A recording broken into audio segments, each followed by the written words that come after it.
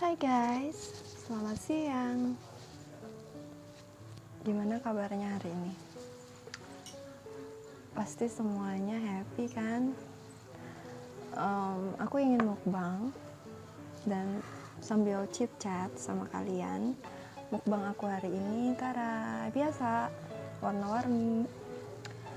Ada ketimun, talas, ada udang dikukus, ada kol ungu, ada dressingnya, aku pakai dressingnya pineapple, ada daun mint, ada beetroot, bengkuang, sama sayur matangnya aku ada tinutuan campur tahu. Oke. Terus di sini aku ada smoothie. Biasanya kalau kalian makan selengkap ini itu akan tahan sampai kalian ketemu makan malam, which is jam 7 malam biasanya, atau enggak kalau kalian habis sholat maghrib gitu, kalian masih kenyang biasanya. Oke, aku mau mulai makan. Biasanya aku mulai makannya itu aku makan sayurannya dulu sama proteinnya, terus karbonya terakhir. Nggak tahu kenapa, tapi aku sukanya seperti itu. Sambil aku chit-chat ya. Kurang lebih udah setahun aku benar-benar mencoba untuk nggak makan nasi, karena aku aneh sih awalnya dulu. Kenapa kok aku kan ada GERD, aku pikir gini, kenapa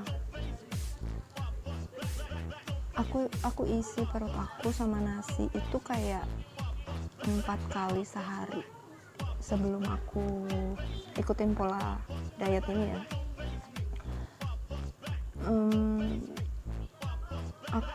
Aku kalau setiap lapar aku pasti isi nasi. Setiap lapar aku isi nasi. Kadang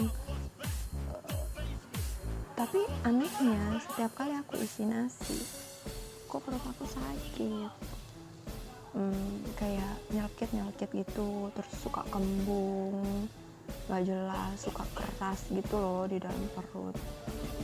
Dan aku pikir nasi itu adalah penyembuh dari GERD itu sendiri. Ternyata salah guys.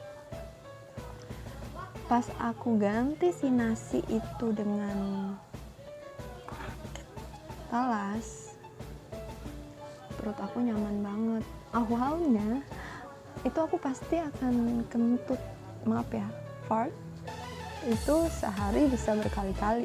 Awalnya nih makan talas butuh adaptasi di diri aku.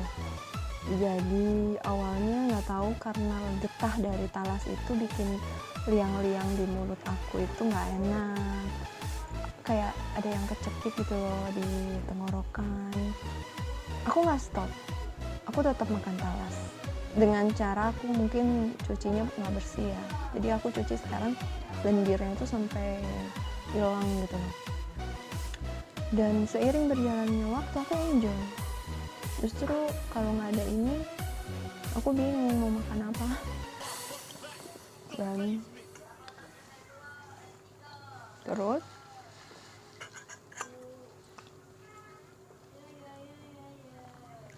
awal-awalnya aku itu kayak bener-bener craving badly banget. Jadi aku tuh kayak zombie lagi kelaparan. Ini awal-awal ya, kayak seminggu, 2 minggu, 1 bulan aku itu parah banget deh, jadi emosional sendiri. Karena aku ngerasa waktu aku benar-benar totally stop nasi, aku ganti karbo yang lebih karbo kompleks, itu aku jadi kayak pemarah, karena memang adaptasinya benar-benar bikin mood swing aku itu nggak enak banget. Terus ya itu proses dari detox, itu proses dari gimana tubuh kalian lagi beradaptasi dengan makanan yang baru, dengan pola makan yang baru.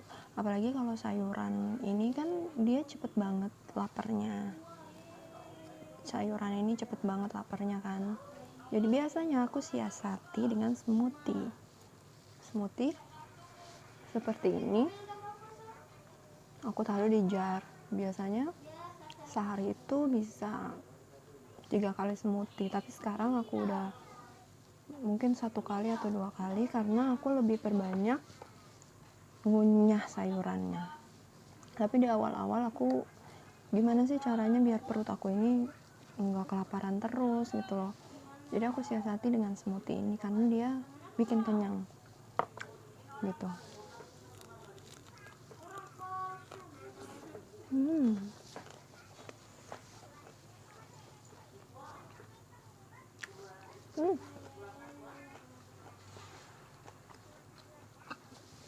Oke, manfaatnya banyak banget. Kalau misalnya kalian belum bisa ngubah pola makan kalian menjadi sehat 100%, at least kalian harus coba plant based itu selama 2 minggu dalam 1 bulan. Kalian akan rasain manfaatnya banyak banget. Tau gak sih, dulu itu aku minum obat mah itu kayak air. Setiap hari aku minum obat mah karena aku pikir kok perutnya aku nyelekit terus. Dan semenjak aku ubah pola makan ini, terutama ini si ketimun ini, tiap hari tuh aku harus makan. Sebenarnya salah ya kalau orang bilang ketimun penyebab becek atau segala macam. Buktinya aku enggak. Dia awal-awalnya iya. Terus aku cek lagi, kenapa bisa begitu? Karena aku masih makan terigu, aku masih ngemilin gorengan, aku masih belum stop gula, makanya dia jadi becek. Tapi kalau kalian udah benar-benar totally stop terigu, gluten, stop gula putih, gula pasir, ganti dengan kurma atau gula aren, gula kelapa. Tapi juga harus ditakar ya, karena yang namanya gula tetap, bahkan fruktosa dari buah juga tetap nggak boleh terlalu banyak. Untuk kalian yang punya diabetes, porsi sayuran tetap harus lebih banyak daripada buah. Jadi sampai di mana tadi? Oke, gluten flour, tepung terigu, gula rafinasi, gula pasir, nasi putih. Kalian tuh harus ganti nasi putih dengan nasi merah, nasi hitam, nasi coklat, nasi yang kadar glimix gulanya rendah. Sama kalian harus jauhi susu sapi yang komersial. Kalau misalnya kalian bisa dapetin susu sapi organik, it's fine, totally fine. Bukan masalah si sapinya, tapi masalahnya hormonal yang udah disuntik-suntikin ke sapinya itu loh yang akan mempengaruhi kadar estrogen kalian tinggi gitu loh. Terus sama produk dairy food kayak keju-kejuan gitu. Tapi kalau kalian bisa dapetin keju yang benar-benar organik, it's fine, nggak masalah juga kalau kalian nggak ada alergi. Oke, kalau misalnya kalian mau coba untuk detox plant based ya, aku saranin proteinnya dari mana. Kalian bisa coba ke kacang-kacangan atau biji-bijian. Kalau misalnya kalian alergi kacang kayak aku ini alergi kacang. Aku kalau lagi nakal aku pengen makan kacang, aku langsung jerawatan atau enggak telur. Aku langsung muncul kayak apa sih, kayak beruntusan gitu langsung itu. Jadi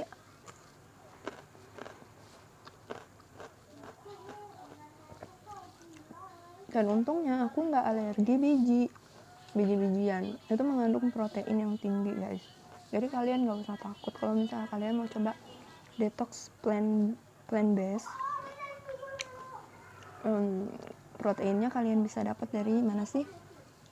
Kacang polong, red beans, black beans, chia seed, sesame seed. Biasanya kalau aku pumpkin seed sama sunflower seed itu harus ada, karena itu yang cocok di pencernaan aku. Dan kalian tuh harus lihat juga, kalian tuh sensitif makanannya itu sama apa. Itu biasanya kalian harus cobain namanya diet eliminasi selama 30 hari. Jadi semua makanan yang kira-kira menjadi pemicu alergi kalian itu kalian stop, totally stop. Jadi di situ kalian belajar untuk mengenal tubuh kalian nih. Kira-kira kalau misalnya kayak ada orang kan sensitif seafood, ada orang sensitif kacang, stop itu. Ada orang sensitif kedelai, stop itu. Jadi kalian coba untuk stop makanan-makanan yang kira-kira penyebab alergi di tubuh kalian. Ingat ya, alergi itu nggak hanya dirasakan di permukaan kulit. Biasanya alergi juga bisa kalian rasakan di pencernaan. Kadang kalian sembelit atau enggak buang air besar kalian nggak beres, kayak nggak normal. Atau enggak kalian biasanya kadang ngerasain kok tiba-tiba sakit kepala, nggak jelas gitu loh, mood swing. Itu biasanya karena kalian ada sensitif sama makanan yang kalian konsumsi gitu. Dan emang nggak mudah untuk mempelajari tubuh kalian sendiri. Itu nggak mudah, itu butuh proses guys.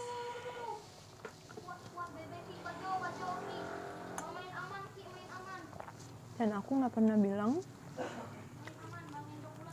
walaupun itu nggak mudah, kalian harus give up. Kalian tetap harus coba. Kadang kalau misalnya aku lagi check up ke rumah sakit gitu ya, kayak aku biasanya ambil darah untuk cek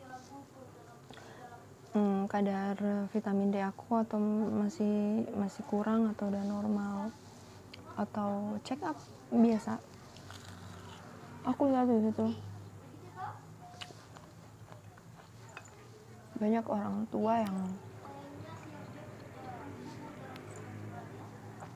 harus pakai kursi roda. Dan aku berpikir di situ, aku mau kalau aku udah tua, hidup aku tuh nggak bergantung sama orang lain. At least kalau misalnya aku dikasih umur yang panjang, aku tuh bisa sehat-sehat selalu. Dan gimana sih caranya sehat? Itu apa yang kalian asup, apa yang kalian makan, konsumsi setiap hari selama bertahun-tahun akan mempengaruhi kesehatan kalian di masa tua. Nggak hanya makanan sehat seperti ini aja, tapi juga olahraga. Yang paling penting ini, seriously, ini tuh ngaruh banget. Kalau misalnya percuma kalau misalnya kalian makan sehat tapi kalian nggak benerin ini. Jadi perjalanan aku di saat aku menemukan titik bahwa aku harus merubah pola makan aku demi kesehatan aku menjalani juga bagaimana aku sehat secara mental, bagaimana aku sehat secara pola pikir. Nah itu yang penting juga. Jadi itu jadi dengan cara apa ya, benerin kalian itu kalau punya sosial media harus berteman dengan orang-orang yang punya positif energi sama kalian. Jadi kalau banyak orang yang memberikan efek positif ke diri kalian, even apa yang kalian tonton, apa yang kalian dengar, itu bakalan mempengaruhi pola pikir, perasaan kalian. Jadi kalau yang negatif-negatif skip aja, delete aja, block aja. Pokoknya kalian itu berhak untuk bahagia. Itu poin utamanya. Jadi setelah kalian makan sehat, habis itu kalian harus benerin apa yang bisa membuat kalian bahagia setiap hari. Mental health kalian itu harus dibenerin seiring dengan pola makan kalian gitu, terutama hubungan kalian dengan Tuhan. Tapi kalau hubungan kalian dengan Tuhan itu kan masing-masing pribadi ya. Aku nggak mau ngejudge seseorang berdasarkan hanya penglihatan aku, wah orang ini pasti begini, enggak, aku nggak mau. Kadang aku lebih menghargai orang yang totally dari segi penampilan itu mess, tapi dia itu baik gitu loh. Jadi kalian nggak bisa lihat orang dari penampilan luarnya aja gitu. Kok jadi ngomongin itu ya, jadi ngomongin itu dari makanan sehat. Oke.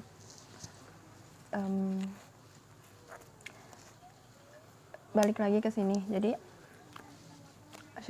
sekedar tips ya, gimana sih bisa konsisten.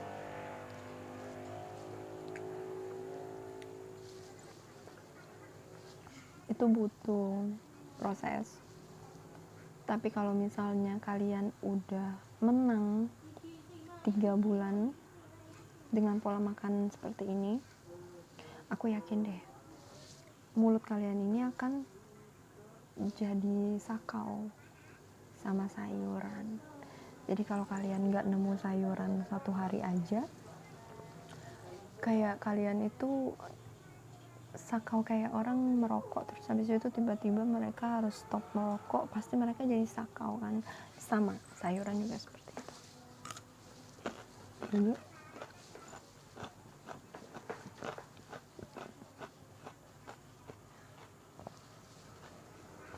untuk mempermudah aku, biasanya aku akan beli berkilo-kilo sayur, terus aku buat stok selama beberapa hari. Aku bersihin, aku cuci. Kalau misalnya kalian nggak bisa nemu sayuran organik yang bebas pestisida, at least kalian mencucinya harus benar. Kalian bisa rendam 10 menit dengan asam jawa atau cuka apel. Habis itu kalian cuci dengan air bersih. Habis itu kalian keringin, terus kalian masukin ke Tupperware. Jadi sayuran itu tuh, jadi kalau kalian makan tinggal ambil aja, nggak perlu ribet-ribet kan. Enak kalau misalnya kalian punya orang bantu-bantu di rumah. Ini agak PR sih sama orang yang nggak ada orang bantu-bantu di rumah kan.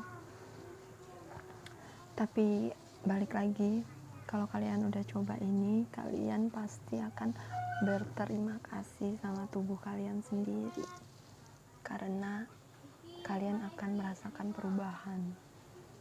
perubahan yang besar di dalam tubuh kalian. Perubahan dalam segi positif ya. Kalian benar-benar harus konsisten. Gak ada alasan kalian gak ada waktu, aku kerja, ada waktu. Seriously gak ada alasan seperti itu. Karena apa? Aku bilang kan kalian belinya tuh bisa berkilo-kilo, terus kalian stok. Jadi kalau kalian mau pergi kerja, kalian tinggal ambil dari kulkas, masukin ke box makan kalian gitu loh. Apa yang susah kan? Sekarang juga banyak steamer listrik. Kalian bisa steam udang yang udah kalian ungkep, kalian bisa steam ayam yang udah kalian ungkep. Sambil mandi kalian steam udang atau ayam kampung atau ikan di steamer listrik. Kalian selesai mandi sudah sudah mateng. Sekalian kalian steam juga ini ubi sama wortel, kalian steam, masukin deh ke tempat box kalian mau kerja, selesai. Tiap hari begitu. Kenapa harus dibikin repot? Justru guys, aku selama ubah pola makan ini, aku malah hidup aku kayak simple. Aku nggak perlu berjam-jam di dalam dapur, nggak perlu berjam-jam karena semua cuma di steam, semua cuma di nggak butuh waktu yang lama untuk masak gitu loh. Apalagi kalau smoothie, kalian bisa jar-jarin setiap hari, kalian bisa bikin frozen. Terus abis itu kalian tinggal, ada tuh blender portable kan, jadi di kantor kalian bisa ngeblender portable, masukin aja buahnya, kalian blender portable. Sambil makan siang kalian sambil minum jus, tinggal pencet. Apa yang dibikin susah, ya enggak? Aku bingung kalau orang tuh banyak alasan untuk ngeubah hidup sehat. Enak banget ini. Mulai dari hal-hal yang kecil dulu, semua butuh proses. Balik lagi, jangan dibikin susah, bikin semuanya easy, enteng. Yang penting di saat kalian ngerjain ini, hati kalian itu harus happy. Jujur, awal-awal memang aku ngerasa berat banget. Seriously, aku kayak zombie guys. Bener-bener craving banget, aku kelaparan. Tapi lewat 3 bulan, aku konsisten, udah mau 1 tahun lebih ngejalanin ini dan aku happy. Sekarang aku lagi berusaha untuk perbaiki mental health aku jadi lebih sehat, melihat segala sesuatu permasalahan di hidup ini jadi lebih positif. Kalau misalnya aku sudah mencapai itu, nanti aku akan sharing-sharing lagi. Mau awet muda kan, jadi tetap lihat perkembangannya. Masalah itu akan ada, orang hidup pasti akan ada masalah, tapi gimana sih ngadepin masalah itu dengan senyuman, dengan pikiran yang positif, hati yang happy, ketawa ketiwi. Itu progres penyembuhannya. Kalau bagi kalian yang sakit itu benar-benar, atau kalian yang mau diet, itu benar-benar besar banget. Jadi intinya satu ya, mulai aja dari hal-hal kecil, happy. Udah kelamaan ya aku nerusin ini dulu karena aku lapar. Jadi tetap jaga kesehatan, jaga jarak, cuci tangan untuk hindarin virus masuk ke dalam tubuh kalian. Satu hal, bagaimana cara menaikkan imun terbaik adalah happy.